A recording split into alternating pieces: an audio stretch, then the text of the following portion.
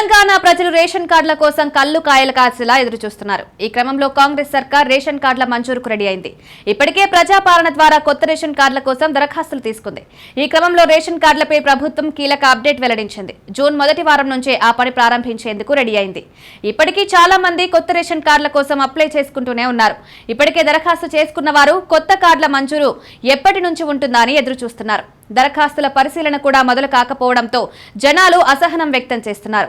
ఈ క్రమంలో దీనిపై కీలక అప్డేట్ వెలుగులోకి వచ్చింది. జూన్ మొదటి వారంలో హైదరాబాద్ కు సంబంధించిన కొత్త రేషన్ కార్డుల దరఖాస్తుల వెరిఫికేషన్ మొదలు పెట్టనున్నట్లు పౌర సరఫరాల శాఖ ఉన్నతాధికారి ఒకరు స్పష్టం చేశారు. పెద్ద ఎత్తున అప్లై చేస్తుండటంతో పరిశీలనకు అడ్డంకిగా మారిందన్నారు. ప్రస్తుతం హైదరాబాద్ నగరంలోని 9 సర్కిళ్ల పరిధిలో మొత్తం 6,39,451 రేషన్ కార్డులున్నాయి.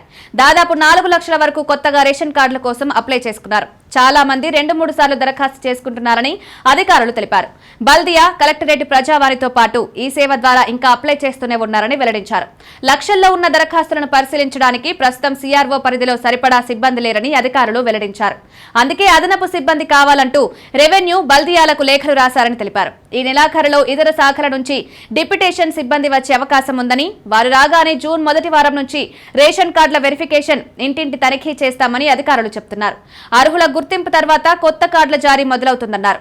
అదనపు సిబ్బంది వచ్చే వరకు ప్రస్తుతం ఉన్న స్టాఫ్ తో కొత్త సభ్యుల చేర్పు, చనిపోయిన వారు, అనర్హుల తొలగింపు కార్యక్రమం చేపడుతున్నట్లు అధికారులు వెల్లడించారు. మరోవైపు రేషన్ కార్డుల దరఖాస్తు చేసుకునేందుకు గడువు అంటూ ఏమీ లేదని, ఇది నిరంతర ప్రక్రియగా కొనసాగుతుందని అధికారులు వెల్లడించారు.